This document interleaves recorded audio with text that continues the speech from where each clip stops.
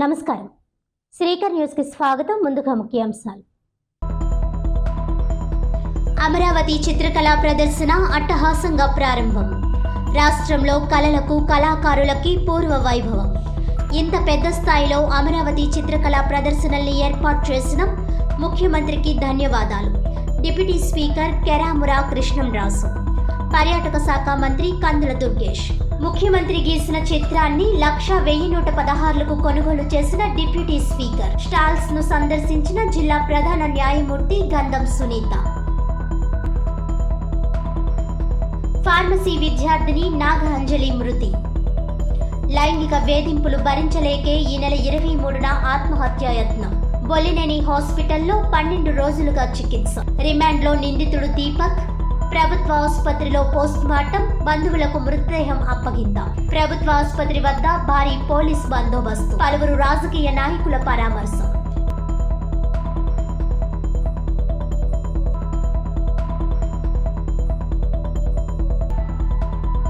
ఆజాద్ చౌక్ లో కేంద్ర ప్రభుత్వం పార్లమెంట్లో వక్ఫ్ ఆస్తులకు సంబంధించిన బిల్లును ఆమోదించిన సందర్భంగా తూర్పుగోదావరి జిల్లా కాంగ్రెస్ పార్టీ ఆధ్వర్యంలో నల్ల రిబ్బన్లు కట్టుకొని నిరసన.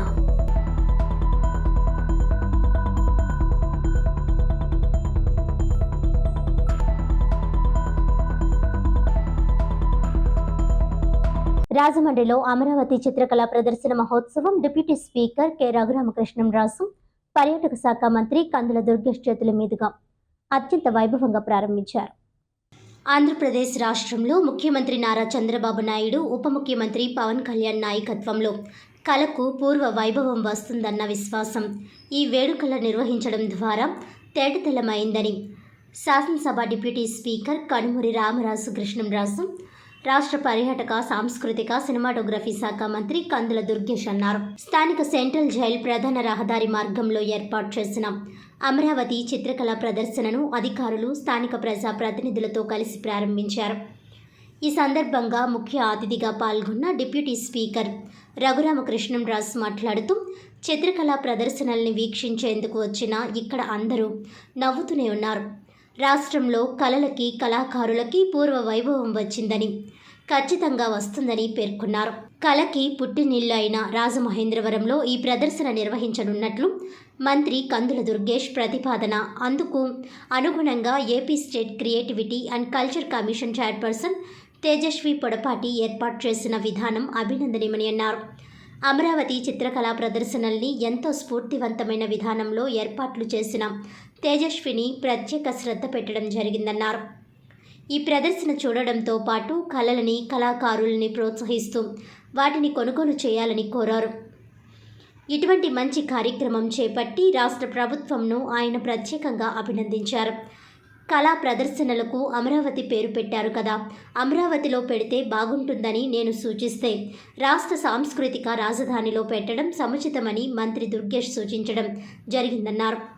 రాజమండ్రి సెంట్రల్ జైల్ రోడ్లో చాలా చెట్లు ఉన్నాయి, చాలా బాగుంది. ఇక్కడ చెట్లు బాగా పెరిగాయి.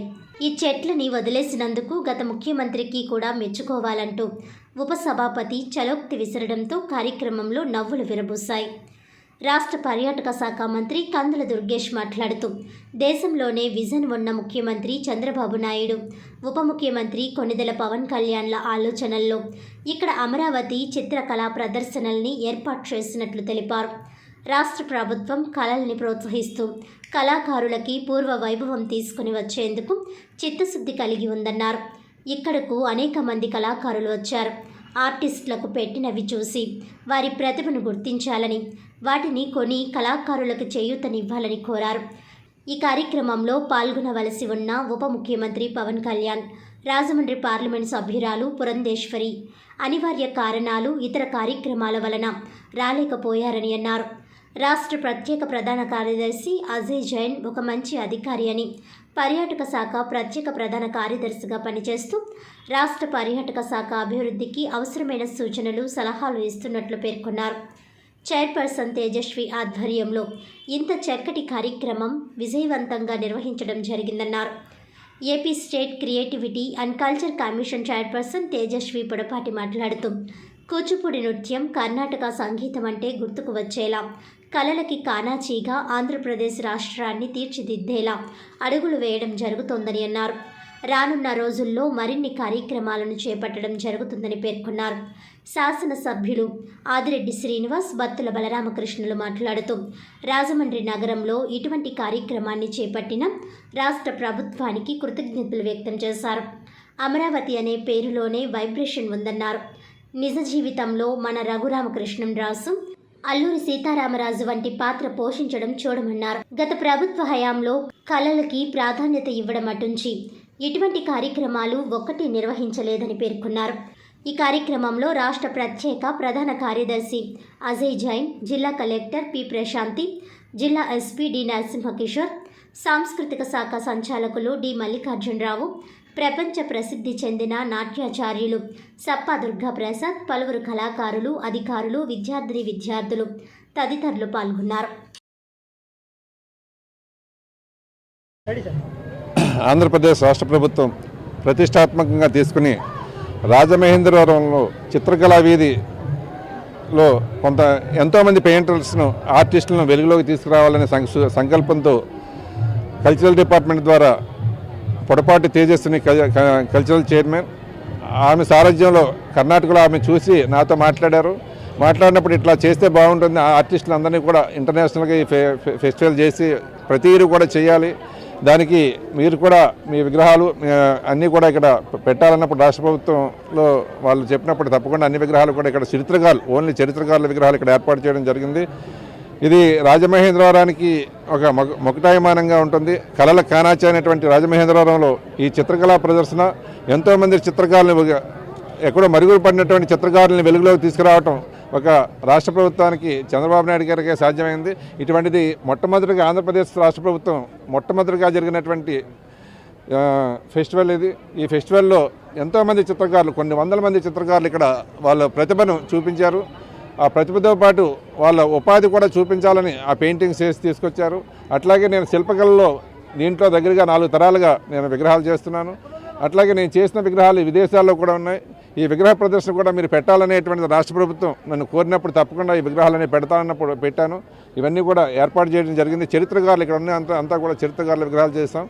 ఇది ప్రతి రాష్ట్రంలో జరగాలి. మన ఆంధ్రప్రదేశ్లో అమరావతిలో కూడా పెట్టాలని చంద్రబాబు నాయుడు గారు ఆలోచన చేస్తున్నారు. అది జనవరిలో ఉంటుంది. ఇక్కడైతే ప్రతి సంవత్సరం కూడా ఈ చిత్రకళ అనేటువంటిది రాజమహేంద్రవరంలో ఏర్పాటు చేయాలనేటువంటిది కల్చరల్ కందుల దుర్గా గారి అభిప్రాయం ఉంది. ఇది ఎప్పటికీ కూడా మర్చిపోలేనటువంటి రోజు ఈరోజు. చిత్రకారులు అందరూ కూడా మర్చిపోలేనటువంటి రోజుని ఈరోజు జరుపుకుంటున్నారు. ఒక పండగ వాతావరణంలో ఇదంతా జరుగుతూ ఉంది.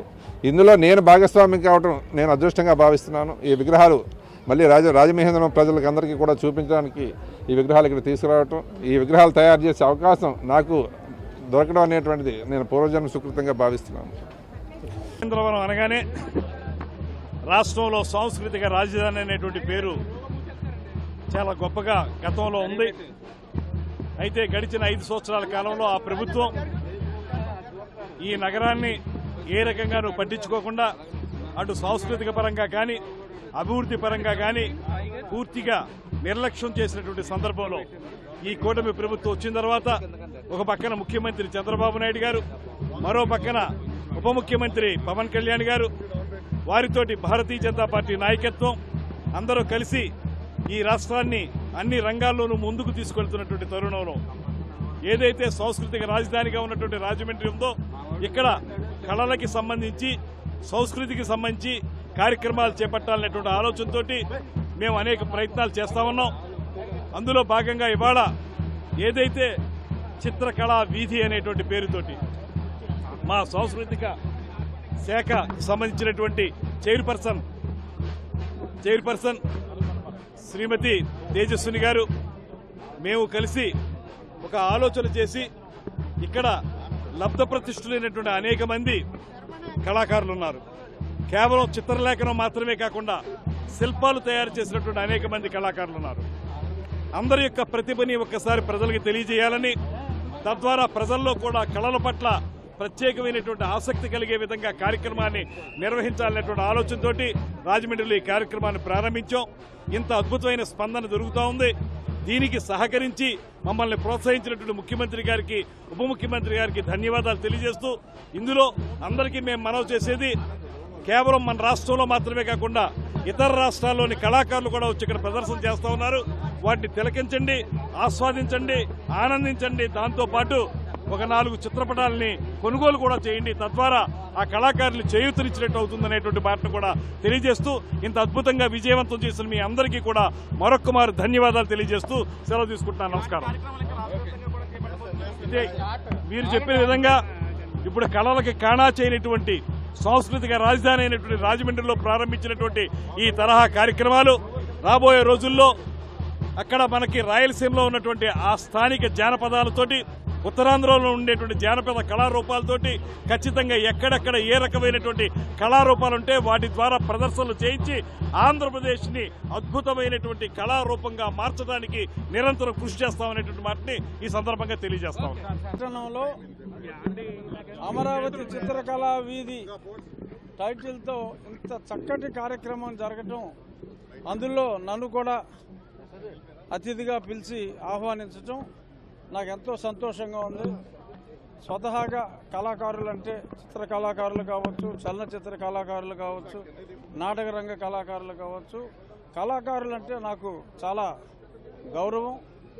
అటువంటి ఈ శాఖకు నాకు ఎంతో ఆప్తులైన దుర్గేష్ గారు, తేజస్వి, వీరిని ఎంపిక చేయటం నాకు కళలకు మంచి రోజులు వచ్చాయి అని ఒక నమ్మకం ఆ ఎంపిక చేసిన రోజు వచ్చింది. ఆ నమ్మకం నిజమైందని చెప్పి ఈరోజు ఈ గ్రాండ్ సక్సెస్ అయిన ఈ కార్యక్రమం ద్వారా అర్థమైంది. రాబోయే రోజుల్లో వీరిద్దరి నాయకత్వంలో మరిన్ని గొప్ప గొప్ప కార్యక్రమాలు రాష్ట్రం అంతటా జరగాలని, అలాగే రాజమండ్రిలో ఇంకొన్ని ఎక్కువగా జరగాలని మనస్ఫూర్తిగా కోరుకుంటున్నాను. జరుగుతూ ఉందో అమరావతి కళల వీధి చాలా వినూత్నమైన కార్యక్రమాన్ని శ్రీకారం చుట్టడం జరిగింది టూరిజం డిపార్ట్మెంట్ వారు. ముందుగా రాజమహేంద్రవరం ఏదైతే సాంస్కృతిక నగరం, కళలకి కానాచి అయిన రాజమహేంద్రవరాన్ని ఎంచుకున్నందుకు గౌరవ మంత్రి దుర్గేష్ గారికి, అలాగే ఏదైతే కార్పొరేషన్ చైర్మన్ సోదరిమణి తేజస్విని గారికి అభినందనలు తెలియజేస్తూ, చూస్తూ ఉన్నాం ఒక పండుగ వాతావరణం కింద ఉంది. నిన్న రాత్రి నుంచే ఎక్కడి నుంచి అక్కడ దేశ విదేశాల నుంచి కూడా కొంతమంది వస్తూ ఉన్నారు. ఇక్కడ ఇది జరుగుతూ ఉంది. ఏంటి, ఆంధ్రప్రదేశ్లో మొట్టమొదటిసారి జరుగుతూ ఉంది. కళాకారులకి ఒక వేదిక కల్పిస్తూ ఉన్నారు, వాళ్ళ యొక్క ప్రతిభని ప్రదర్శించే అవకాశం కల్పిస్తూ ఉన్నారు, ప్రోత్సాహం కల్పిస్తూ ఉన్నారు. గత 5 సంవత్సరాలు టూరిజం డిపార్ట్మెంట్ వారు పడుకున్నారు. ఇప్పుడు కళాకారులను అందరినీ తట్టి లేపి మీ ప్రతిభని ప్రదర్శించండి. అందులో ఒక కళాకారుడు ఎవరంటే మన గౌరవ ముఖ్యమంత్రి చంద్రబాబు నాయుడు గారు. ఆయన గీసిన పెయింటింగ్ని ఇప్పుడే రఘురామకృష్ణరాజు గారు 1,116 పెట్టి కొన్నారు. అమౌంట్ కూడా పే చేశారు, సగం పే చేశారు, సగం డిజిటల్ పే చేస్తున్నారు. ఆ వైసీపీ పేటీఎం బ్యాచ్ వారు కంగారు పడకండి, కట్ట చిన్నగా ఉందనుకుంటారేమో, మిగిలింది డిజిటల్ పే చేశారు. నేను ఒకటే అడిగాను ఇక్కడ ఉన్న వాళ్ళు వచ్చిన వారందరినీ, P4కి అందించే కార్యక్రమం ఏదైతే గౌరవ ముఖ్యమంత్రి గారు ఇనిషియేట్ చేసిన P4 కార్యక్రమాన్ని అది సహకరించే విధంగా ఈ ప్రోత్సాహం రఘురామకృష్ణరాజు గారు ఇచ్చింది ఉపయోగిస్తూ ఉన్నారు. ఇక్కడికి వచ్చిన వారందరినీ ఒకటే అడిగాను, గత 5 ఏళ్ళలో ఎప్పుడైనా ఇలాంటి కార్యక్రమం వైసీపీ వాళ్ళు చేశారా అని. అందరూ ఇంతే. మీరేమనుకుంటున్నారంటే చాలా బాగుందని అంటున్నారు. నేను స్పష్టంగా మీ ద్వారా ప్రజలకు కూడా తెలియజేస్తా ఉన్నాం, గత 5 సంవత్సరాలు వైసీపీ వారి యొక్క కళలు వేరే, వాళ్ళు సకల కళా పోషకులు ఉన్నారు, దాంట్లో వాళ్ళ కళలు వేరే, ఈ కళలు వేరే. ఇవి ఫైన్ ఆర్ట్స్, ఇవి అందరికీ కూడా ప్రజలకు ఉపయోగపడేది, ప్రోత్సహిస్తాం. వాళ్ళ కళలు ఎలాంటివి అంటే దోచేయడం, దాచేయడం, ఇంకా దానికి మించి సకల కళా పోషకులు ఉన్నారు, అది వేరే విషయం. మా సోదరిమని ఉంది కాబట్టి మాట్లాడలేకపోతున్నాం. కాబట్టి ఆ తరుణం నుంచి ఈ రోజున అభివృద్ధి వైపు అడుగులు వేస్తూ ఉన్న ఈ రాష్ట్రాన్ని ప్రజలందరూ కూడా ప్రోత్సహించాలని కోరుకుంటా ఉన్నాం. ధన్యవాదాలు. కళాకారులకి పుట్టినిల్లు అన్న రోజుల నుంచి గత 5 ఏళ్లుగా మన కళాకారులు మరుగున పడిపోయే పరిస్థితికి మన రాష్ట్రంలో మనం చూసాం. చంద్రబాబు నాయుడు గారు ముఖ్యమంత్రి అయిన వెంటనే కళలకు సరైన ప్రాధాన్యత ఇవ్వాలి, రాష్ట్రంలో అభివృద్ధి సంక్షేమంతో పాటు కళలకు కళాకారులకు కూడా గుర్తింపు ఇవ్వాలని మొన్న ఉగాది పురస్కారాలతో మొదలుపెట్టి ప్రతి ఒక్క కళాకారుడిని గుర్తించడం దగ్గర నుంచి ఈ 5 ఏళ్లు రాష్ట్రంలో కళాకారులకు స్వర్ణయుగంగా మార్చాలన్న ఉద్దేశంతో ఈ అమరావతి చిత్రకళా వేది వంటి వేదికలు ఎన్నో కల్పించాలి అని వారు సంకల్పించడం, రాష్ట్ర సాంస్కృతిక శాఖ మంత్రివర్యులు కందుల దుర్గేష్ గారు కూడా దానికి సహకరించడం, ఈరోజు ఇన్ని వందల మంది చిత్రకళాకారులు అందరూ కూడా పక్క రాష్ట్రాల నుంచి మన రాష్ట్రానికి వచ్చి రాజమండ్రి నగరంలో వాళ్ళ కళలను ఎగ్జిబిట్ చేసుకోవడం అనేది మనందరికీ ఒక గొప్ప అవకాశం అండి. వీటి కోసం మనం పొరుగు రాష్ట్రాలకి పొరుగు దేశాలకి వెళ్లాల్సిన పరిస్థితి ఇలాంటి కళలు చూడాలంటే, కానీ మన రాజమండ్రిలో ఇలాంటి అవకాశం దొరికింది కాబట్టి మీరందరూ వచ్చి కళాకారుల్ని ప్రోత్సహిస్తూ వాళ్ళందరినీ కూడా మీరు కళలంటే ఏంటో పిల్లలకి చూపించే ఒక అవకాశం కూడా ఇందుకు మాకు సహకరించిన ఇక్కడ పురంధరేశ్వరి గారు కానివ్వండి, మా అన్నయ్య ఆదిరెడ్డి వాసన్నకు కానివ్వండి ఎంతో సహకారం అంది.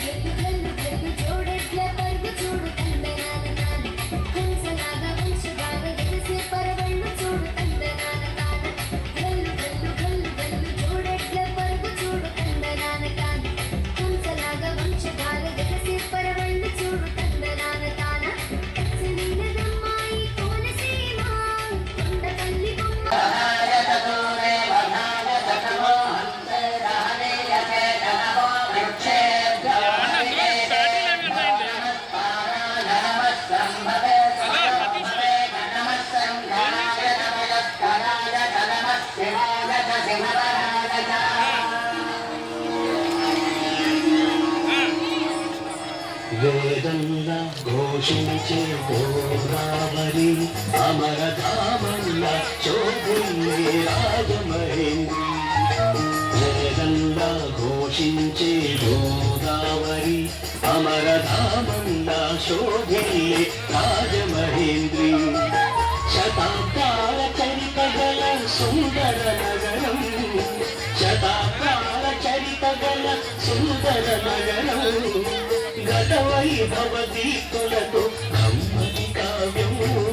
వేదంగా ఘోషించే గోదావరి అమరధామంగా శోభిల్లే రాజమహేంద్రి.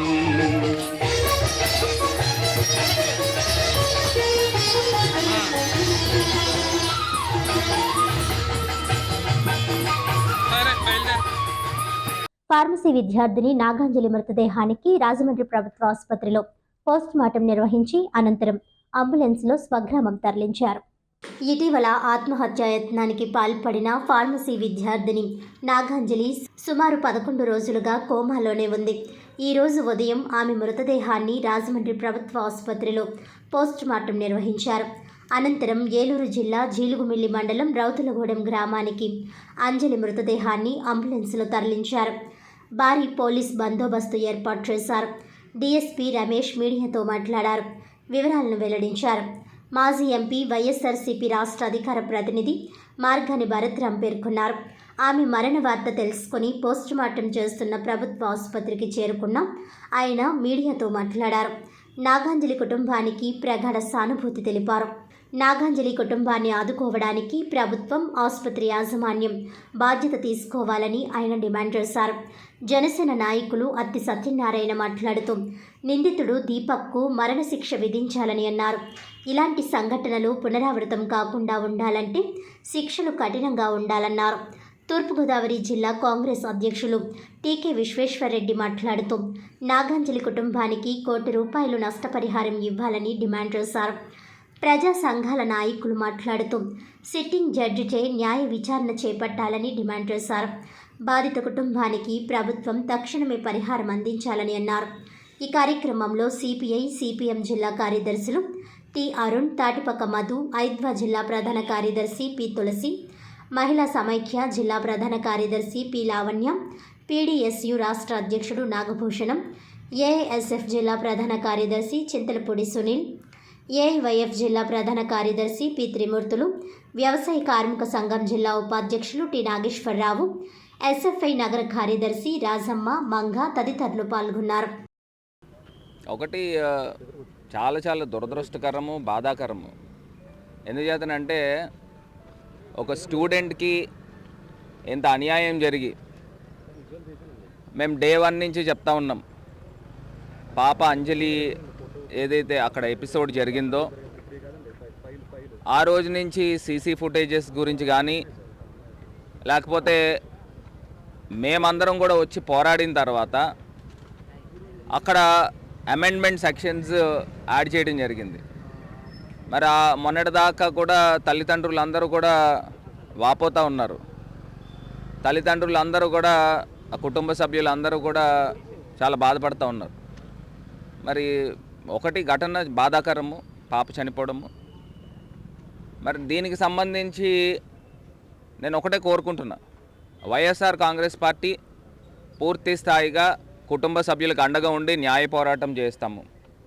నేను కుటుంబ సభ్యులకు కూడా ఒకటే తెలియపరిచేది ఏంటంటే, పాప ఏదైతే ఆఖరి కోరిక ఉందో ఆ నిందితుడికి కఠినమైన శిక్ష పడాలని మరి పాప రాసుకున్న సూసైడ్ లెటర్లో క్లియర్గా మెన్షన్ చేసింది. తల్లిదండ్రులను కూడా అదే స్థాయిలో మీరు కూడా పాప ఆఖరి కోరిక తీర్చే విధంగా పోరాడాలని నేను కోరుకుంటా ఉన్నా. రకరకాల అంశాలు, రకరకాల రాజకీయాలు, రకరకాల వ్యక్తులు అందరూ కూడా వచ్చి ఎన్నో కార్యక్రమాలు చేస్తూ ఉన్నారు. అది ప్రతి ఇన్సిడెంట్లో కూడా మనం చూస్తూనే ఉంటాము. కాకపోతే ఒకటి అంశం తెలియపరిచేది ఏంటంటే, అంతిమంగా న్యాయం గెలవాలి. అన్యాయము న్యాయం పైన పై చెయ్య రాకూడదనేది మా తాలూకా అంశం. అదేనండి. ఇప్పుడు ఒకటండి, ఇక్కడ ఉన్న ప్రభుత్వం పైన, డిపార్ట్మెంట్స్ పైన ఏ రకమైన నమ్మకం కలుగుతుంది అని అడుగుతున్నా. ఎందుచేతనంటే ఇప్పుడు దాకా నిందితుడిని కోర్టులో ఉన్నప్పుడు ఇప్పుడు దాకా నిందితుడిని తీసుకుని వచ్చి ఇంట్రాగేషన్ చేసిన సందర్భం ఉందా? 12 రోజులు అవుతుంది. ఇప్పుడు దాకా ప్రభుత్వ పెద్దలు, హోంమంత్రి గారు కానీ, లేకపోతే డిప్యూటీ సీఎం గారు కానీ, ముఖ్యమంత్రి గారు కానీ, ఈ ముగ్గురులో ఎవరైనా స్పందించారా కనీసము? ఒక అమ్మాయి డాక్టరు ఆత్మహత్య చేసుకుందా లేకపోతే అది అనుమానాస్పదమైన మృతి కింద తెలుస్తూ ఉన్నప్పుడు మరి ఏ రకంగా స్పందించారని అంటే పెద్ద క్వశ్చన్ మార్క్. మరి ఆడపిల్లలకి ఏ రకమైన రక్షణ అందిస్తారని అడుగుతా ఉన్నా. మాకు ప్రభుత్వం న్యాయం చేస్తుందని మేము కోరుకుంటున్నామండి. మా పాపకే న్యాయం జరగాల, అతన్ని కఠినంగా శిక్షించాల, ఉరిశిక్ష వేయాలి. అది మాకు కావాల్సింది. ఎక్కడికి వెళ్ళినా ఏదీ లేదండి. జగన్ గారు కూడా ఇదే, ఇంకా అంతకంటే ఎక్కువ ఉంది. హాస్పిటల్ వాళ్ళు యాజమాన్యం మాకు ఏం చేస్తారనేది మాకు ఇంకా పూర్తిగా ఏది లేదండి. ఇంకా మా పెద్దలు మరి ఏం నిర్ణయించుకుంటారో తెలియదు మాకు. 2 గంటలకండి. ఇక్కడికి 8. ఇప్పుడు కష్టపడి ఆడపిల్లల్ని పెంచి చదివించి ఇంతలాగా చేస్తున్నారు కదా, ఇలా సంఘటనలు జరుగుతున్నాయి, ఏమంటారు మీరు? మేమేమన్నామండి, ఇటువంటి సంఘటన ఏరే పాపకు జరగకూడదని అనుకుంటున్నామండి. అది ఈరోజు ఏదైతే మా పెరుగు కులం ఉందో బీసీ కులాల్లో చీకటితనంగా అనుకోవాలండి. అంటే ఈ రోజుల్లో ఆడపిల్లల్ని కష్టపడి వాళ్ళకున్న ఆస్తులు నమ్మి కాలేజీల్లో జాయిన్ చేస్తే ఎవడో ఈ ముద్దాయి ఎవడైతే ఉన్నాడో దీపక్ అనే ఇలాంటి వాడు ఆడపిల్లల్ని లోపరుచుకొని మభ్యపెట్టి ఈ రకంగా చేయడం అనేది నాగరిక ప్రపంచంలో ఉండాలని మేము ఖండిస్తున్నామండి. ముఖ్యంగా ఆ వ్యక్తికి శిక్ష పడే వరకు మేము ఏదైతే మా సామాజిక వర్గాలు కానీ బీసీ కులాలు కానీ మేము ముందుండి వాళ్ళకి పూర్తిగా న్యాయం జరిగే వరకు మేము పోరాడతామండి. అలాగే మరి ఇవాళ చాలా పిల్లలు పడే తల్లిదండ్రులు పడే బాధ చూస్తే హృదయం దవించిపోతుంది. మరి మనం ఎవరో తీర్చలేని లోటది. వారికి మా ప్రగాఢ సానుభూతి తెలియజేస్తూ వాళ్ళ వెంట మేము ఉండి పోరాడతామండి. ఖచ్చితంగా రాబోయే రోజుల్లో పూర్తిగా ఏదైతే దీపక్ ఉన్నాడో ఆ దీపక్కి శిక్ష పడేలాగా, అలాగే ప్రభుత్వ పరంగా కూడా వాళ్ళని తల్లిదండ్రులను ఆదుకునే విధంగా ప్రభుత్వం దృష్టికి తీసుకెళ్ళి త్వరలోనే హోమ్ మినిస్టర్ గారు, లోకేష్ గారు, పవన్ కళ్యాణ్ గారిని, చంద్రబాబు నాయుడు గారిని కూడా కలిసి తగు న్యాయం చేయమని కోరడం జరుగుతుందండి.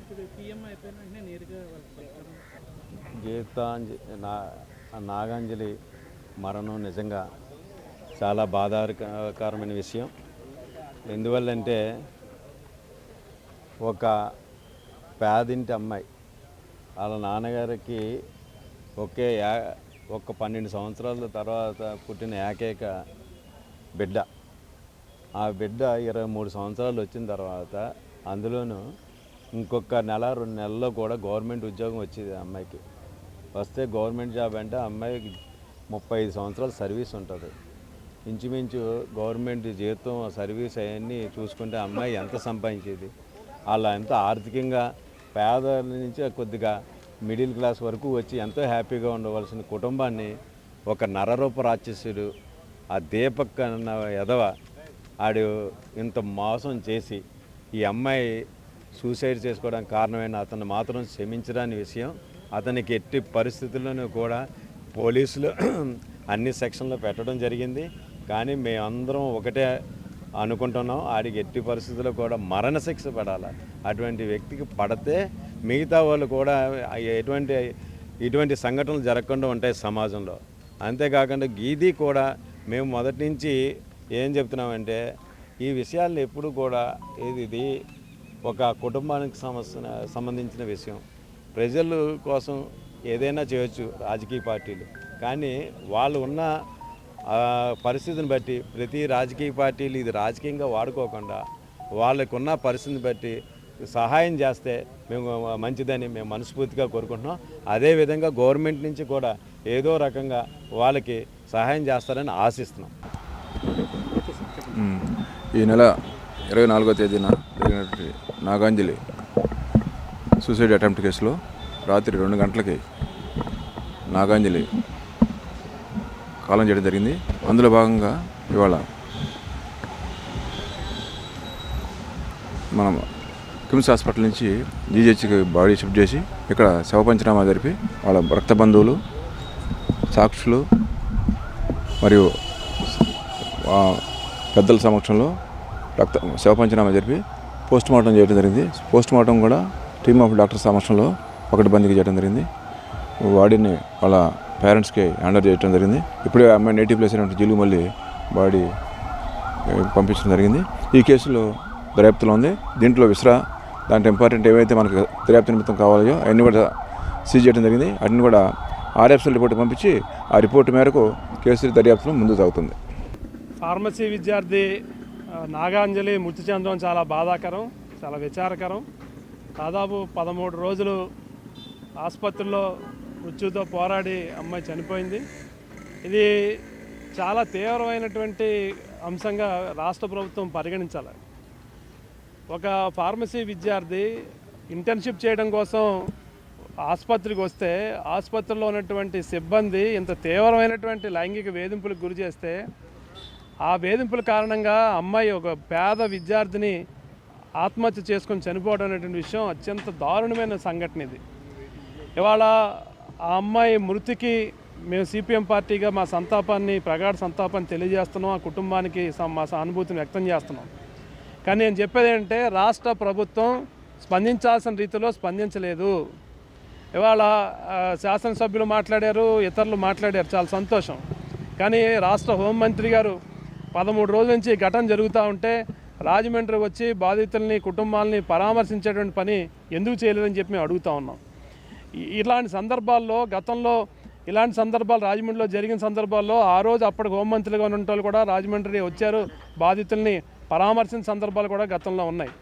అందుకని ఇలాంటివి చేయకపోవటం ప్రజలకి తప్పుడు సంకేతాలను ఇస్తుంది అనేటువంటిది మొదటి అంశం చెప్పదలుచుకున్నాం. రెండోది, ఆసుపత్రి యాజమాన్యం చాలా బాధ్యతారాహిత్యంగా వ్యవహారం చేశారు. ఈ ఘటన జరిగిన 2 రోజుల తర్వాత ఆసుపత్రి దగ్గర బంధువులు, ప్రజా సంఘాలు అందరూ ఆందోళనకి వెళ్తే కనీసం చూడడానికి కూడా వెళ్ళలేకుండా ఆ మనిషి ఎవరు, ఆ దీపక్ అనేవాడు ఎవరు, మీ ఆసుపత్రిలో ఏం చేస్తాడని అడిగితే కూడా 4 రోజుల దాకా సమాధానమే చెప్పని పరిస్థితి ఎందుకు వచ్చింది అని అడుగుతా ఉన్నాం.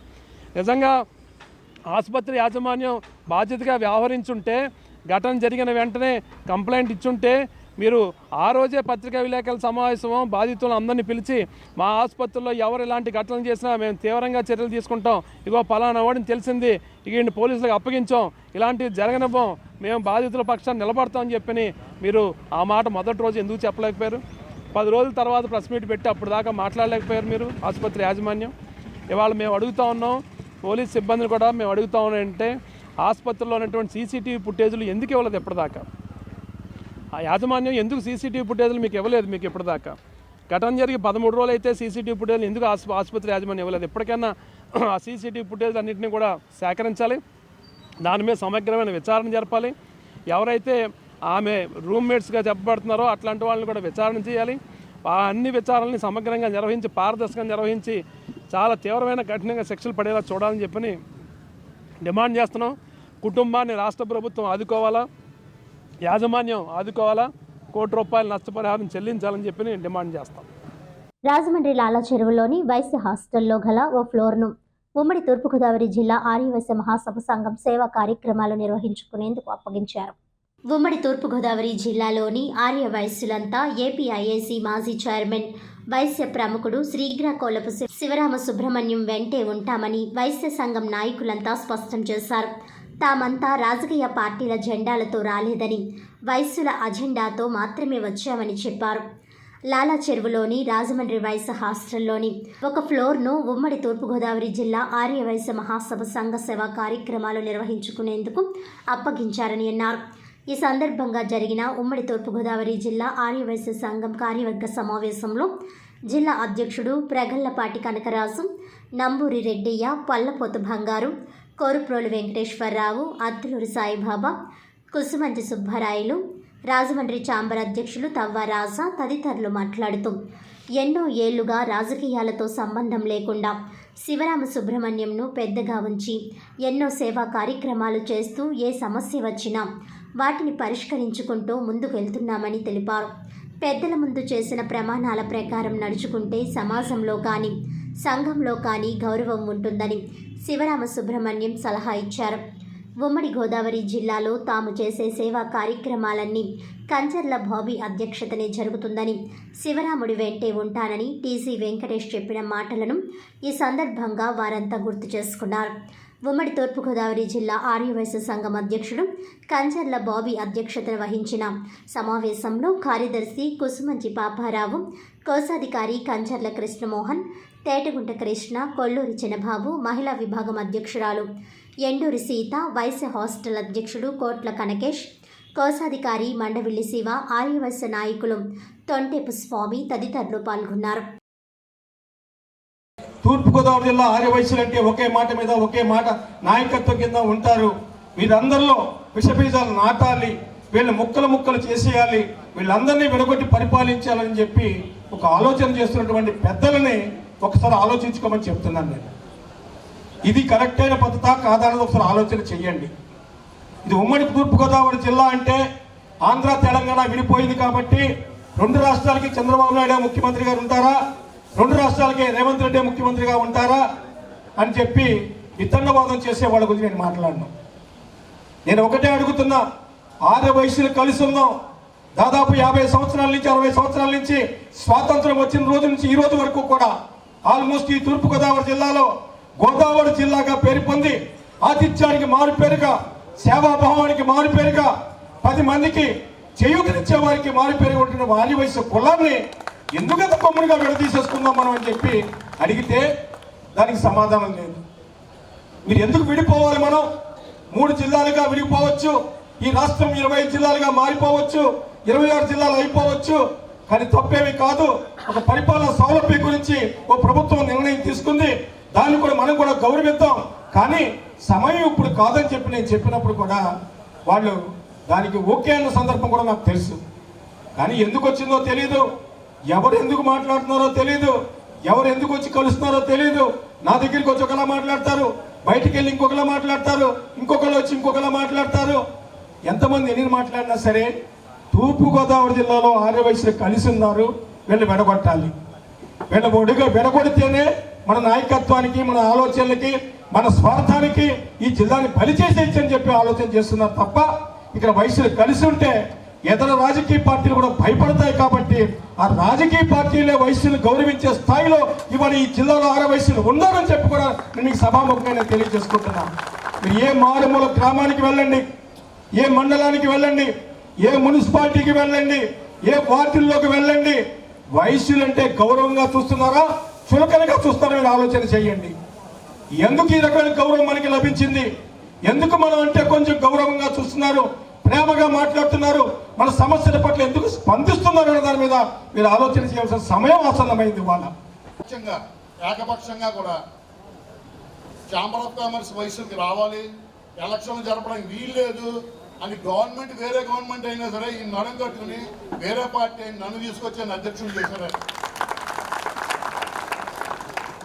అటువంటి నాయకుడిని మనం మర్చిపోయి ఎవరెవరో జైల్లో కూర్చున్నోళ్ళు, బాత్రూమ్ 3 నెలలు దాక్కున్నోళ్ళు, వాళ్ళ సంఘాలు పెట్టి సంఘాలు జిల్లాని 3 ముక్కలు చేసేసి వాళ్ళు ఏం సాధించేది ఏముండదు.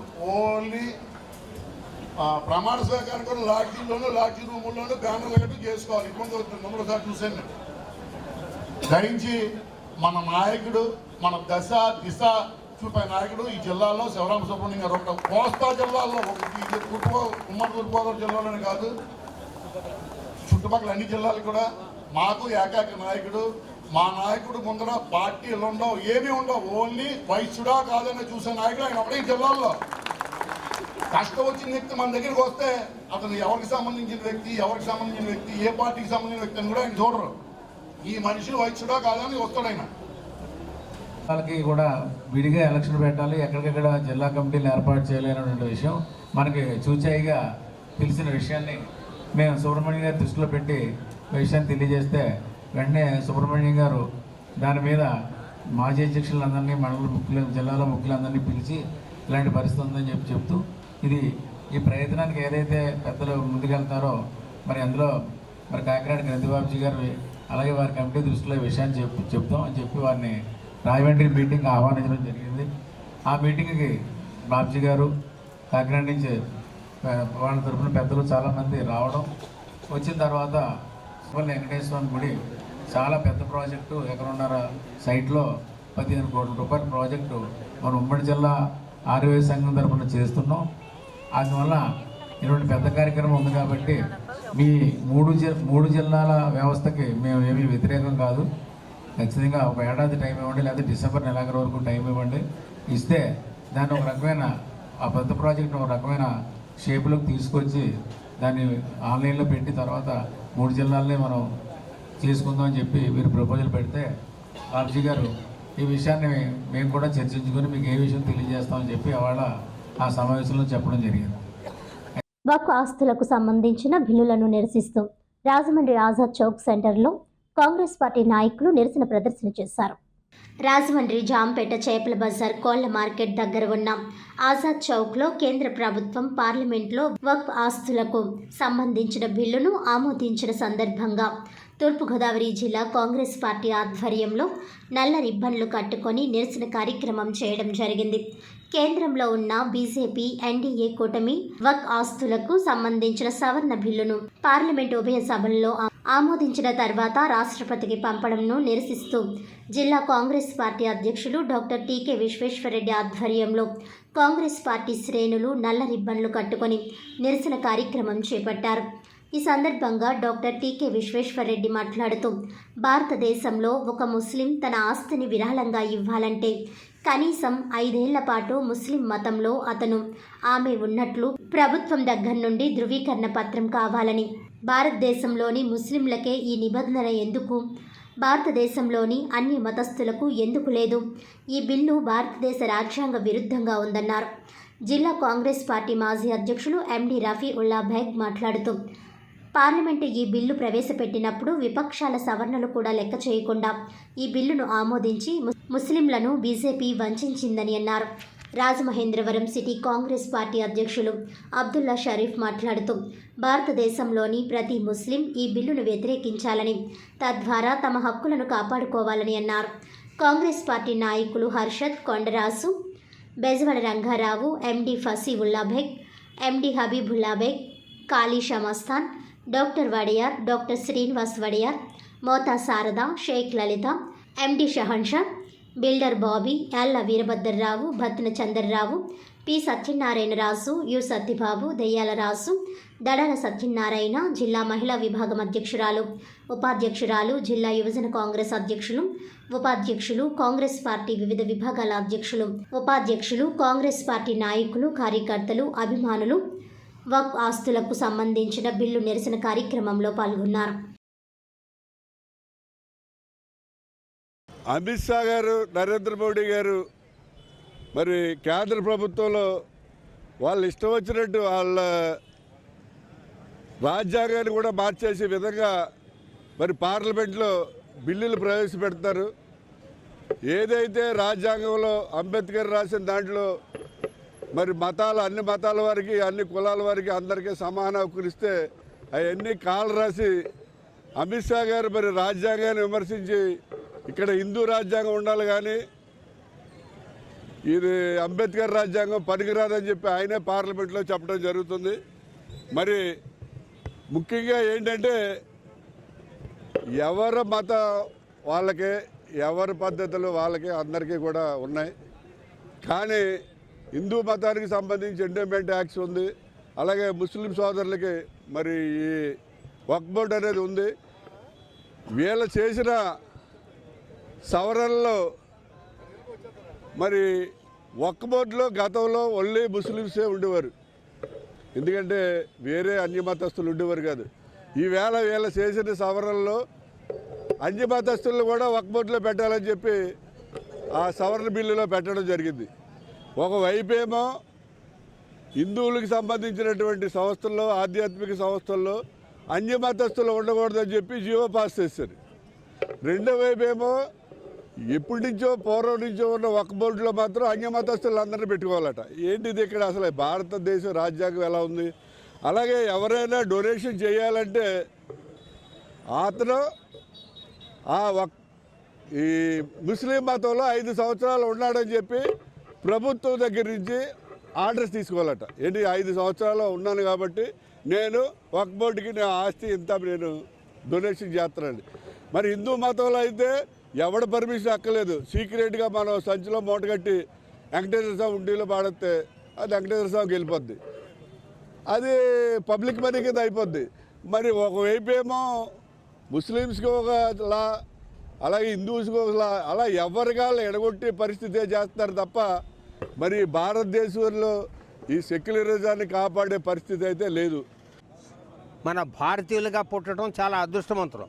ఇక్కడ హిందూ ముస్లిం భాయి అనేటువంటి నినాదంతోనే నేటి వరకు కూడా ఎక్కడ ఏ రకమైన వివక్షత లేకుండా అందరూ నడుస్తున్నందుకు మీ హిందూ సమాజానికి పూర్తిగా మా ముస్లిం తరఫున నమస్కారాలు చెప్తూ, మొట్టమొదట ప్రధానమంత్రి జవహర్లాల్ నెహ్రూ గారు ఈ వక్ఫ్ బోర్డుని ఏ రకంగా చేశారో ఈ మోడీ గారు వచ్చిన తర్వాత ఆ వక్ఫ్ బోర్డు జోలికి వెళ్ళవలసిందే ఉంది. 75 సంవత్సరాలు భారతదేశానికి స్వాతంత్రం వస్తే ఈ మోడీ గారికి వక్ఫ్ బోర్డు ప్రాపర్టీ కావాల్సి వచ్చిందా? ఇంకా బోర్డు ఆస్తులు ఉన్నాయి. మా వక్ఫ్ బోర్డు ఆస్తి ఎవరికి చెల్లదు, మేము సుప్రీంకోర్టుకి వెళ్తాం, సుప్రీంకోర్టు గెలుస్తాం. అలాగే గెలిచినా కూడా వీళ్ళకి ఎవరికి కూడా ఈ బాధ ఉండదు, అలాగే కంటిన్యూ అవుతారు. ఒకప్పుడు నీలం సంజీవ్ రెడ్డి గారు ఆంధ్ర రాష్ట్రానికి ముఖ్యమంత్రిగా ఉన్నప్పుడు బస్సులు జాతీయం చేశారని చెప్పేసి హైకోర్టు తీర్పు ఇస్తే వెంటనే ముఖ్యమంత్రి రాజీనామా చేసి వెళ్ళిపోయాడు. ఇవాళ ఉన్న ముఖ్యమంత్రులు కానీ ఇవాళ ప్రధానమంత్రులు కానీ ఎవరు ఏం చెప్పినా కోర్టు ముట్టిగాలు ముట్టినా అలాగే సూరెట్టుకొని వేలాడుతూ ఉంటారు. కాబట్టి భారతదేశానికి స్వాతంత్రం వచ్చిన తర్వాత నెహ్రూ గారు ముస్లిం సోదరులందరూ కూడా హిందూ ముస్లిం భాయి అని నడిపించారు. వచ్చినట్లు వాళ్ళు మెజార్టీ ఉంది కదా అని చెప్పేసి అన్యాయంగా ముస్లింలు ఏడిపించి ముస్లింలను ఇక్కడ నుంచి తరిమేయాలి, హిందూ పరిపాలించాలి, మతతత్వ పార్టీ కింద ఈ అమిత్ షాను మోడీని ఇద్దరు కలిసి ఎలాగైనా సరే ముస్లింలకి కింద దిగజార్చాలి, ముస్లింలు పైకి వస్తే నాశనం అయిపోద్ది అని చెప్పేసి వాళ్ళు కుట్ర పన్ని మా ముస్లింలు ఏడిపించి మా ముస్లింల యొక్క ఉసూరు ఎక్కడ పోద్దు, తొందరలోనే ఈ మోడీ అమిత్ షా కూడా ఎక్కడికి వెళ్తారో అక్కడికి వెళ్తారు. తర్వాత ఈ బిల్లును మనం అధైర్యపడక్కర్లేదు. మన రఫీవుల్లా బేగ్ గారు చెప్పినట్లు మన సుప్రీంకోర్టు కూడా వెళ్తాం. వెళ్ళి దేవుడు అల్లా ఉన్నాడు, ఎవరు ఎంత అన్యాయంగా చేతిలో అధికారం ఉందని చెప్పేసి అన్యాయంగా బిల్ పాస్ చేసి. Godavari electrical workers union president Bojja Ramakrishna ఆధ్వర్యంలో స్థానిక విక్రమ్ హాల్లో ఎలక్ట్రికల్ సోదరుల జనరల్ బాడీ సమావేశం జరిగింది. Godavari electrical workers union president Bojja Ramakrishna ఆధ్వర్యంలో స్థానిక విక్రమ్ హాల్లో ఎలక్ట్రికల్ సోదరులు జనరల్ బాడీ సమావేశం జరిగింది. ఈ సమావేశంలో రామకృష్ణ మాట్లాడారు. ఈ నెల 10న కార్మికులు పడుతున్న ఇబ్బందుల దృష్ట్యా ప్రభుత్వం భవన నిర్మాణ కార్మికులపై అవలంబిస్తున్న తీరుకు నిరసనగా స్థానిక గోకవరం బస్టాండ్ రాజ్యాంగ నిర్మాత బిఆర్ అంబేద్కర్ విగ్రహం వద్ద ఉదయం భవన నిర్మాణ కార్మికుల మహాధర్నా కార్యక్రమం ఏర్పాటు చేయడం మనది. ఈ కార్యక్రమంలో ప్రతి ఒక్క భవన నిర్మాణ కార్మికుడు అధిక సంఖ్యలో పాల్గొని ఈ కార్యక్రమాన్ని విజయవంతం చేయాలని తెలియజేశారు. ఈ కార్యక్రమంలో గౌరవ అధ్యక్షులు ఎడ్ల సూర్యచంద్రరావు, గౌరవ అధ్యక్షులు ఎంవిజీవి ప్రసాద్, ప్రెసిడెంట్ బొజ్జ రామకృష్ణ, కోశాధికారి Sudarshan, Shanmukham, joint secretary, squad committee chairman Govada Kondababu, committee member Nimmalapudi Ravivarma, Balla Hemanth, Vijay Bhaskar తదితరులు పాల్గొన్నారు. రాష్ట్రంలో మొట్టమొదటిగా గోదావరి ఎలక్ట్రికల్ వర్కర్స్ ట్రేడ్ యూనియన్కి ఈఎస్ఐ సదుపాయం కల్పించడం జరిగిందని ఈ సందర్భంగా మనం చేస్తున్నాం. అలాగే మిత్రులారా, మరి ఏదైతే కార్మికులు చాలా ఇబ్బందులు పడుతున్నారో దానికి సంబంధించి నగరపాలక సంస్థ వారిచే, మెప్మా వారిచే మరి ప్రతి ఒక్కరికి కూడా లోన్ల ప్రక్రియ ఒక గ్రూపుల విధంగా దాన్ని సుమారుగా ఒక 50 గ్రూపులు చేయడం జరిగింది. మరి కొద్ది కాలంలోనే 2 నెలల్లో వారికి అందరికీ కూడా లోన్లు కూడా రాబోతున్నాయని ఈ సందర్భంగా మనం చేస్తున్నాను. అలాగే మిత్రులారా, ప్రతి ఒక్కరికి కూడా ఈ యొక్క బీఓసీ కార్డులు ఉండాలని, ఈ రెన్యువల్స్ కూడా ఉండాలని ప్రతి ఒక్కరికి కూడా ఆథరైజ్డ్గా మేము చేస్తున్నామని ఈ సందర్భంగా మనం చేస్తున్నాం. అలాగే మరి మిత్రులు, మరి ఇది ఈ రోజున ఏదైతే ప్రభుత్వం వారు 100 రోజుల్లో మేనిఫెస్టోలో చెప్పి ఉన్నారు, మేము ప్రతి ఒక్క భవన నిర్మాణ కార్మికుడికి మేలు చేస్తామనే సంకేతం ఇస్తూ ఆ మేలులో భాగంగా మరి కార్మికులందరి చేత కూడా ఓటింగ్ శాతం పెంచుకొని, ఓటర్ నాడి తెలుసుకొని, కార్మికుల యొక్క నాడి తెలుసుకొని మేము అది చేస్తాము ఇది చేస్తామని 100 రోజుల్లో మీ అందరికీ మంచి చేస్తామని చెప్పి మరి ఓట్లు వేయించుకొని ఈ రోజున 100 రోజులు కాదు కదా 200 రోజులు దాటినా సరే దాని ఒక్క ఊసు కూడా ఎత్తలేని పరిస్థితులు ఉన్నది. మరి గౌరవ ముఖ్యమంత్రి వర్యులు 10వ తారీఖు నుంచి ఈ యొక్క Godavari electrical workers trade union Rajamahendravaram నుంచే ఆంధ్రప్రదేశ్ మొత్తం అంతా చుట్టుకోబోతుందని ఈ సందర్భంగా మనం చేస్తున్నాం. ఈ ధర్నా కార్యక్రమంలో ప్రతి సభ్యుడు గోకవరం బస్టాండ్ అంబేద్కర్ బొమ్మ వద్ద రాజ్యాంగ నిర్మాత అంబేద్కర్ని ఆశయాలు తీసుకొని మేము ఇక్కడి నుంచే ప్రారంభించాలని ఇది మొట్టమొదటిగా ఈ యొక్క ధర్నా కార్యక్రమం నిర్వహిస్తున్నామని ఈ సందర్భంగా మనం చేస్తున్నాం. అలాగే మిత్రులారా, మరి ఏదైతే మరి కార్మికుడికి అతి త్వరలో మీరు మంచి చేస్తారని ఆశయం ఎదురు చూస్తున్నాం. లేని ఎడల రోడ్లపైకి వచ్చి కార్మికులు ఏ విధంగా వ్యవహారం చేస్తారో అనేది ఒక్కసారి ప్రభుత్వానికి హెచ్చరిక చేస్తామని సందర్భంగా మనం చేసుకుంటూ వక్ఫ్ చట్టాన్ని వెనక్కి తీసుకోవాలని రాజమండ్రి ముస్లిం ఐక్యవేదిక నాయకులు నిరసన ప్రదర్శన చేశారు. రాజమండ్రి ముస్లిం ఐక్యవేదిక నిరసన ప్రదర్శన నిర్వహించారు. రాజ్యాంగాన్ని ఉల్లంఘిస్తూ చేసిన వక్ఫ్ సవరణ చట్టాన్ని ముస్లిం ఐక్యవేదిక నాయకులు తీవ్రంగా ఖండించారు. పెద్ద ఎత్తున నిరసనలో పాల్గొన్నారు. ముస్లిం ఐక్యవేదిక నగర అధ్యక్షులు హబీబుల్లా ఖాన్, కన్వీనర్ అహ్మద్ ఆన్సర్, సిపిఎం జిల్లా బాధ్యులు అరుణ్, ఖురేషీ జమాత్ అధ్యక్షులు నాజిల్ మదిని, వైఎస్ఆర్సీపీ ఆరిఫ్, ఐవైఎం రాష్ట్ర అధ్యక్షులు కలీముల్లా ఖాన్, ఐవైఎం తూర్పుగోదావరి జిల్లా బాధ్యులు చాన్ బాషా, రాజమండ్రి అన్ని మసీదుల కమిటీల సభ్యులు పెద్ద ఎత్తున ముస్లిం ప్రజానీకం లౌకికవాదులు చట్టాన్ని వెనక్కు తీసుకునేదాకా పోరాటం ఆగదని స్పష్టం చేశారు. పాత చట్టాన్నే కొనసాగించాలని ముక్త కంఠంతో డిమాండ్ చేస్తున్నారు.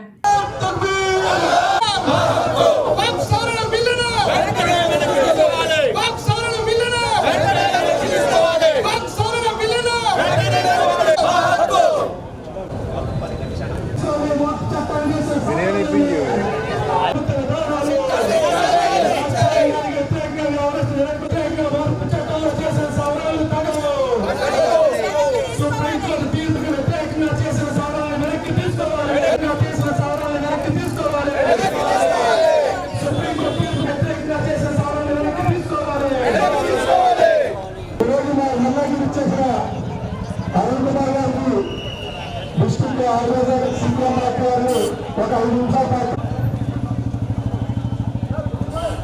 ఎటువంటి పద్ధతుల్లోనే మార్పు చేయడానికి వీలు లేదని చెప్పి భారత అత్యున్నత న్యాయస్థానం సుప్రీంకోర్టు తీర్పునిస్తే ఇవాళ మోడీ గారి నాయకత్వంలో ఉన్నటువంటి ప్రభుత్వం ఈ దేశంలో భారత రాజ్యాంగంలో ఉన్నటువంటి లౌకిక ప్రజాస్వామిక గణతంత్ర రాజ్యాంగాన్ని అత్యంత దుర్మార్గంగా దొంగలోకి తొక్కి ఈ దేశాన్ని ఒక మతపరమైనటువంటి రాజ్యాంగంగా మార్చాలనేటువంటి కుట్రపై చేస్తా ఉన్నారు. ఆ కుట్రలో భాగమే గత 10 సంవత్సరాల కాలంగా ఈ దేశంలో ఉన్నటువంటి ముస్లిం మైనార్టీలు, క్రైస్తవ మైనార్టీలు, దళితులు, గిరిజనులు, వెనుకబడిన తరగతుల మీద తీవ్రమైనటువంటి వివక్షత చూపించడం, దాడులు చేయడం లాంటివి చేస్తా ఉన్నారు. ఇవాళ ఈ దేశంలో భారతదేశ జాతీయ ఉద్యమంలో ఈ దేశాన్ని బ్రిటిష్ వారి నుంచి కాపాడుకోవడం కోసం జరిగినటువంటి స్వతంత్ర పోరాటంలో అనేక మంది ముస్లింలు అమరయ్యారు. తమ ప్రాణాలను పునఃప్రాయంగా ఈ దేశం కోసం, భారతదేశం కోసం, భారత మాత కోసం ప్రాణాలు అర్పించారు. ఇబ్బంది పెడుతున్న ప్రభుత్వం వెంటనే రాజీనామా చేయాలి. తెలుగుదేశం సపోర్ట్ చేసిన ముస్లింస్ అందరూ కూడా రాజీనామా చేయాలి. ఎందుకంటే ముస్లింస్ ఇది ఒక్కంటే బ్రిటిష్ బొమ్మల నుంచి ఇచ్చిన వాస్తులు అయ్యాయి. కాపాడుకునే బాధ్యత మన అందరి మీద ఉంది. మనం దీని గురించి వదలకూడదు.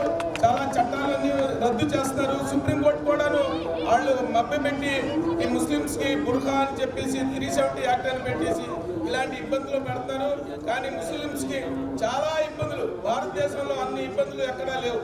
మనం ఈ రోజు అరుణ్ గారు చెప్పినట్టు డెవలప్ అవుతుంది, ప్రపంచం డెవలప్ అవుతుంది. వీళ్ళేమో మత కళాలు సృష్టిస్తున్నారు. మత కళాలు సృష్టించి పార్టీ అధికారంలో వస్తారు. వచ్చిన తర్వాత మళ్ళీ ఎలక్షన్ ముందులో వస్తున్నాయి. ఏం చేయాలి? వీళ్ళకి ముస్లింకి ఎలాగనుకోవాలి, ముస్లింని టార్గెట్ పెట్టుకోవడం, వీళ్ళు ఓట్లలో నెగ్గడం ఆ ఓటింగ్ తోటి. అసలు యాక్చువల్గా చెప్పాలంటే ముస్లింస్ ఓట్లతో భారతదేశంలో 170 పార్లమెంట్ సీట్లకి వెళ్ళొచ్చు. అలాగని చెప్పేసి మేము ఓవైసీ కూడా తప్పు పడుతున్నాం. ఓవైసీ గారి వల్ల వాళ్ళంతాను ఆంధ్రప్రదేశ్లో, భారతదేశంలో ముస్లింస్కి దుస్థితి వచ్చింది. ఓవైసీకి తర్వాత ముందల తెలంగాణలో కానీ, యూపీలో కానీ, బీహార్లో కానీ, ఆంధ్రప్రదేశ్లో కానీ ముందల వాళ్ళకి అండగా నిలబడుతున్న బ్యాక్గ్రౌండ్ సపోర్ట్ ఇస్తే ఓవైసీ. అందరికీ నమస్కారం. ఇది నిజంగా ముస్లింల యొక్క మనోభావాలు కింద పెట్టేటువంటి ఉద్దేశంతో ఇవాళ ఈ వక్ఫ్ సవరణ బిల్లుని ఇక్కడ తీసుకురావడం జరిగింది. వక్ఫ్ సవరణ బిల్లు ఏదైతే ఉందో దీంట్లో తీసుకొచ్చినటువంటి సవరణలు నిజంగా ముస్లింల యొక్క ఆస్తి, అదేవిధంగా మిగిలిన భూముల్ని కబ్జా చేసే విధానం తప్పించి మరొకటి కాదు అనేటువంటి విషయం చాలా స్పష్టంగా అర్థమవుతుంది. ఇవాళ కేంద్ర ప్రభుత్వం తీసుకొచ్చినటువంటి రైతు వ్యతిరేక చట్టం కానివ్వండి, ఈ వక్ఫ్ సవరణ బిల్లు ఏదైతే ఉందో ఇవన్నీ కూడా బడుగు బలహీన వర్గాల నుంచి దోచుకుని కార్పొరేటర్లకి పట్టం కట్టేటువంటి ఒక నల్ల చట్టాలు తప్పించి మరేమీ కాదు. ఈ బిల్లు ఏదైతే ఉందో దీనికి మద్దతు ఇస్తున్నటువంటి తెలుగుదేశం పార్టీ కానివ్వండి, నితీష్ కుమార్ పార్టీ కానివ్వండి, వీళ్ళందరూ కూడా ఒకసారి పునరాలోచించుకోవాలి. మీరు బీజేపీ ప్రభుత్వంతో ఉన్నప్పటికీ కూడా మేము ముస్లింల హక్కుల్ని కాపాడుతామని మీరు వాగ్దానం చేశారు. ఆ వాగ్దానాన్ని నిలబెట్టుకోవాల్సినటువంటి అవసరం ఇవాళ ఎంతైనా ఉంది. దీన్ని నిలబెట్టుకోవాలని ఇవాళ ముస్లిం సంఘాలన్నీ కూడా పిలుపునిస్తున్నాయి. ముస్లింల పైన జరిగిన అతిపెద్ద దాడి ఏదైనా ఉందంటే అది వక్ఫ్ సవరణ చట్టం మీద జరుగుతున్న దాడి. ఈ రోజు ప్రశాంతంగా మసీదుల్లో ఏసీలు వేసుకుని మన కబర్స్థాన్లు, మన దర్గాలు మనం మెయింటైన్ చేసుకుంటున్నాం. ప్రతి ముస్లింకి హెచ్చరిస్తున్నా, రాబోయే రోజుల్లో వక్ఫ్ చట్టం అమలైతే మీ మసీదుల్లో నమాజ్ చేయడానికి మీరు టికెట్లు కొనే పరిస్థితి వస్తుంది. మీ దేహాలు, కబర్స్థాన్లు పాతి పెట్టాలంటే ప్రభుత్వం నుండి అనుమతి తీసుకోవాల్సిన దౌర్భాగ్య పరిస్థితి వస్తుంది. కాబట్టి ప్రతికూలంగానే పోరాడండి.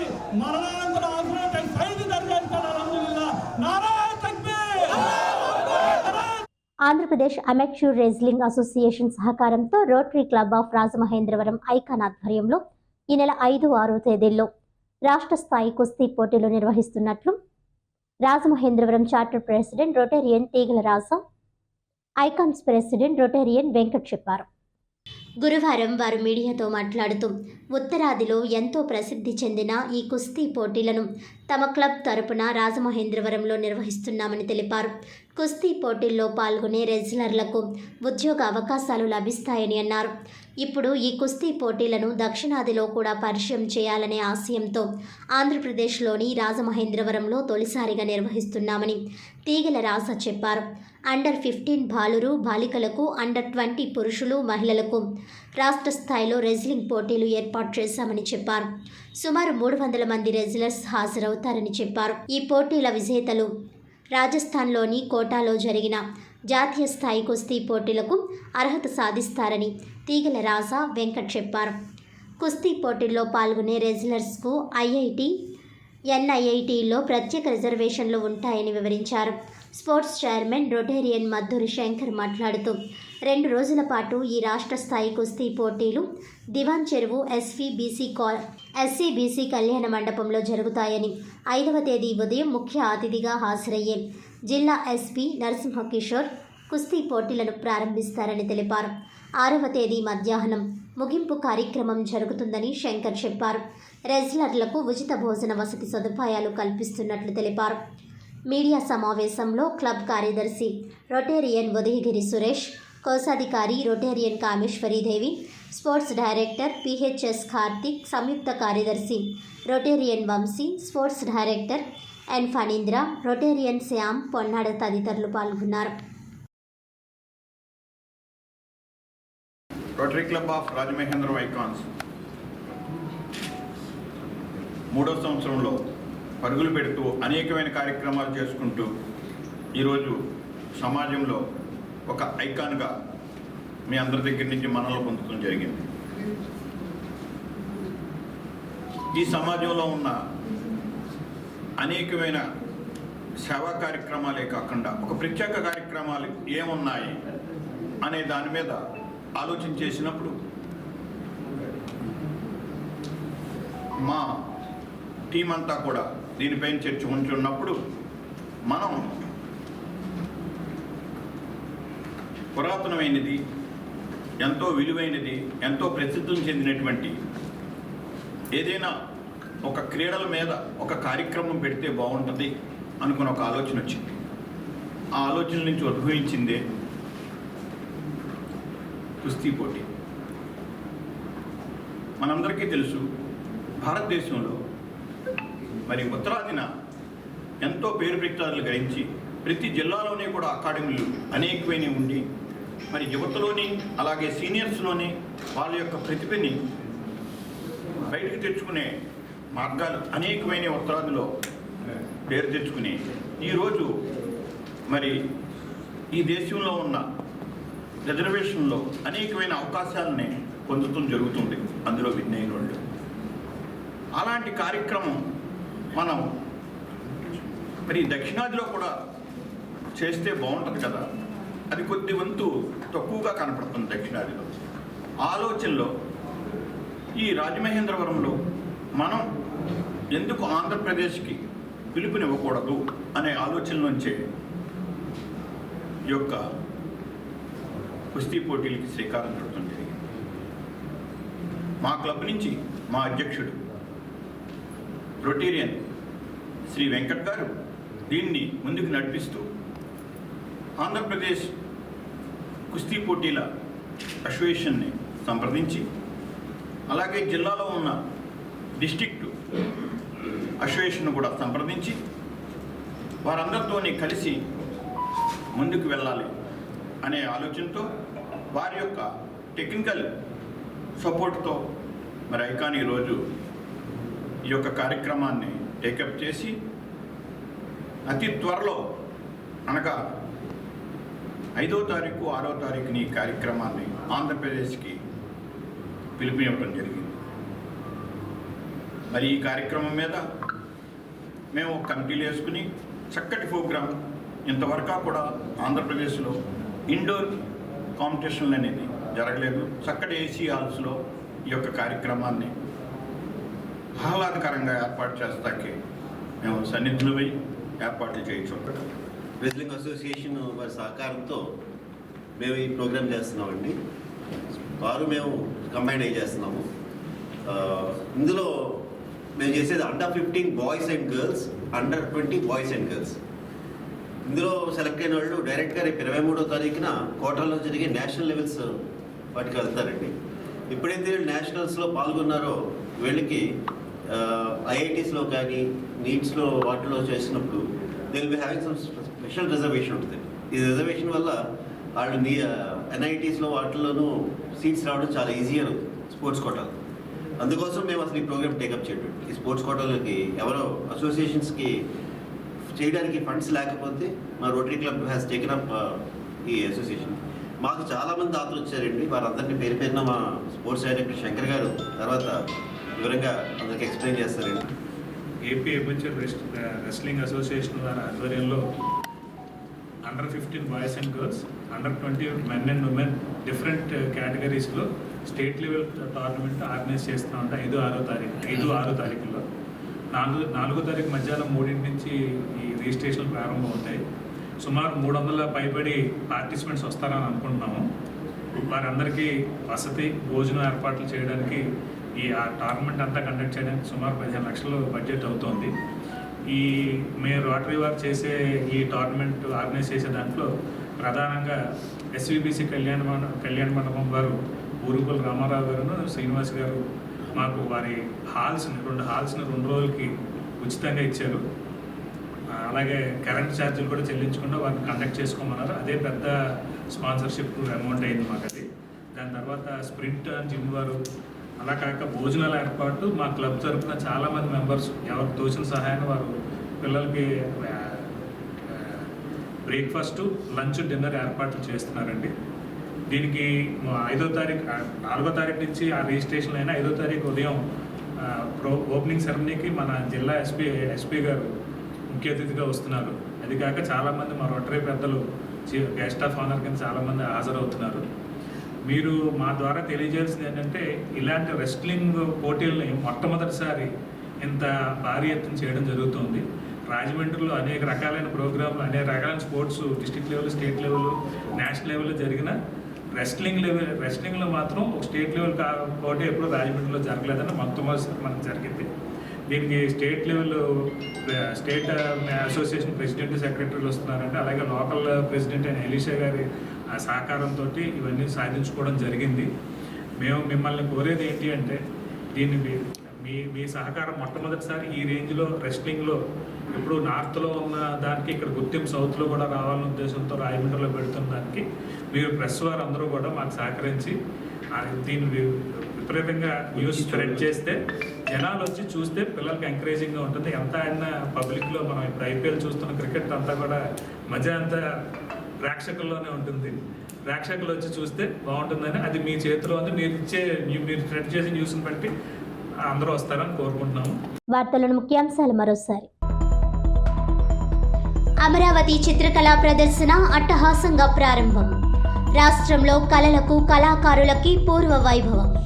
ఇంత పెద్ద స్థాయిలో అమరావతి చిత్రకళా ప్రదర్శనల్ని ఏర్పాటు చేసిన ముఖ్యమంత్రికి ధన్యవాదాలు. డిప్యూటీ స్పీకర్ కెరామురా కృష్ణంరాజు. పర్యాటక శాఖ మంత్రి కందుల దుర్గేష్. ముఖ్యమంత్రి గీసిన చిత్రాన్ని 1,1116లకు కొనుగోలు చేసిన డిప్యూటీ స్పీకర్. స్టాల్స్ ను సందర్శించిన జిల్లా ప్రధాన న్యాయమూర్తి గంధం సునీత. ఫార్మసీ విద్యార్థిని నాగంజలి మృతి. లైంగిక వేధింపులు భరించలేకే ఈ నెల 23న ఆత్మహత్యాయత్నం. బొలినేని హాస్పిటల్లో 12 రోజులుగా చికిత్స. రిమాండ్లో నిందితుడు దీపక్. ప్రభుత్వ ఆసుపత్రిలో పోస్ట్ మార్టం. బంధువులకు మృతదేహం అప్పగింత. ప్రభుత్వ ఆసుపత్రి వద్ద భారీ పోలీస్ బందోబస్తు. పలువురు రాజకీయ నాయకుల పరామర్శ.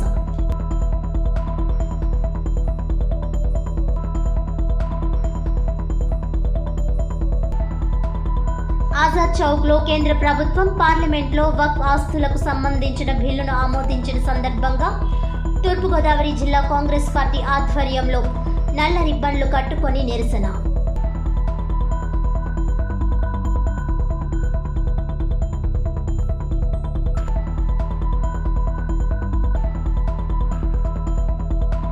ఈనాటి వార్తలు ఇంతటితో సమాప్తం. తిరిగి వచ్చే బులెటిన్లో మళ్ళీ కలుద్దాం. అంతవరకు సెలవు. నమస్కారం.